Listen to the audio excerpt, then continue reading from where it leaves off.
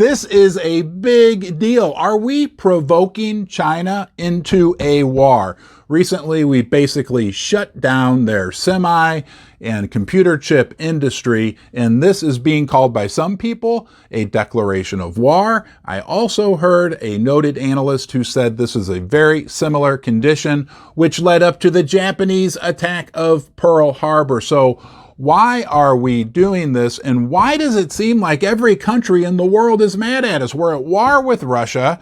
The Chinese are very, very angry with us right now. We're not getting along with the Saudis. Europe's mad at us because the strong dollar is wreaking havoc on their economies.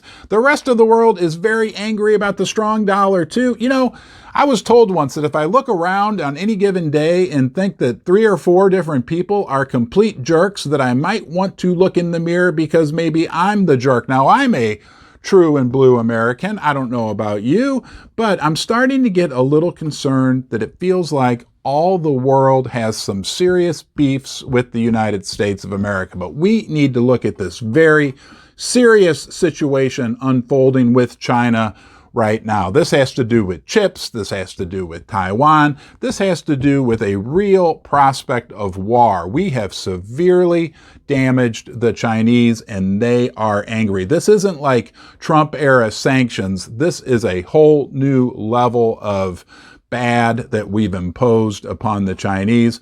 And we need to talk about how this might affect silver and gold as we move into the coming years. Let's get started right now.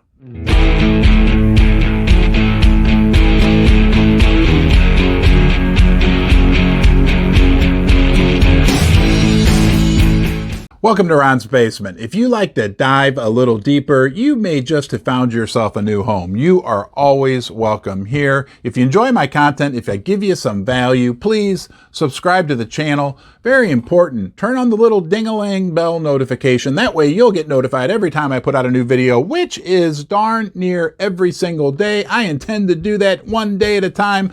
It's like you can come to the basement every day. You got a friend for life. Leave a comment in the comment section below. Positive, negative, share your insights. Let us get to know you. Now let's get back to the video. When we're talking about chips and semis, we are not talking about Pringles and Peterbilts. We're talking about the major component to the advancement of high-tech products, a major component to the advancement of the Chinese economy. So let me read you a couple quotes that people in China had to say about what went on. This caused a complete collapse. This is from Li Deng.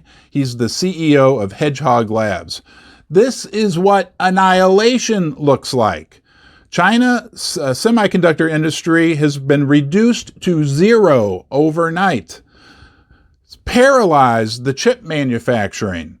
Complete collapse. No chance of survival. Nothing like the Trump sanctions. These are at a whole new level. So guys, this is a serious, serious situation, and it's not really being covered. I don't know if you're seeing it, but I don't see it really being covered very significantly in the mainstream media. And you probably want to know what we actually did. Well, the U.S. Commerce Department basically put restrictions on U.S. citizens that they cannot work in the Chinese high-tech chip and semiconductor industry, and also limited the ability of American companies to send equipment over there that's used in the manufacture of these chips. People are saying this is basically a shutdown of China's high-tech industry. Experts say it's a significant escalation. Someone even went as far to say that the chasm between the USA and China has now expanded to a point of no return. This is serious escalation and very scary. I don't know how you feel about it, but the prospect of actually going to war with China does not seem like something I want to see. And it feels like we are pushing and pushing them, and this divide is growing wider and wider, similar to what went on with Russia, similar to what it feels like is going on with Saudi Arabia. I don't know. I mean, does it feel like that we're just totally beginning to separate and isolate ourselves, that the world is just moving apart from one another? I don't want to see any more major violence and wars break out in the world, But we don't control this. So when we try to protect ourselves, of course, we use gold and silver. Now, an interesting point is these countries that we're pushing away are big proponents to the precious metals. China has a ton of gold, the Chinese citizens. Russia, same thing. Saudi Arabia also. These countries are moving away from U.S. treasuries, which also may be playing into this situation. These countries all traditionally had bought a large number of U.S. treasuries. Lately, they're buying none and possibly even have become sellers. So is this playing into the situation? I don't know. The strong dollar situation that's going on, what do you feel about that? Doesn't it feel like we're just really pushing the world away and giving the world a lot of reasons to be not happy with the United States? People are comparing this to the oil embargo that we placed on Japan during World War II, which led to the attack on Pearl Harbor. I heard another analyst say that this is almost a declaration of war.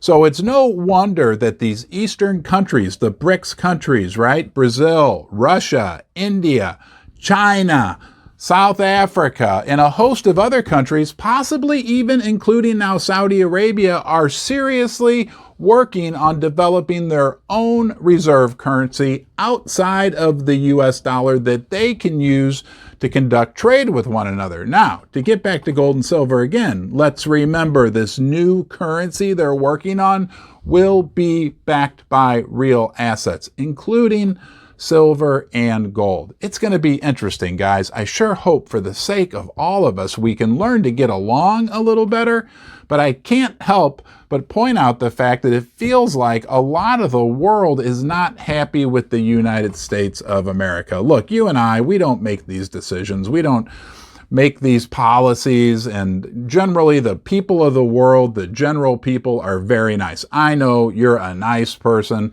I'm a nice person. You know, we're not perfect, but the general average citizen everywhere in the world just wants to get by, wants to survive. And I hope that our leaders enable us to do that in a peaceful and prosperous way. Thanks for joining me here in Ron's Basement. Sorry I preached a little bit to you there at the end. You know you're always welcome here. I'll see you soon.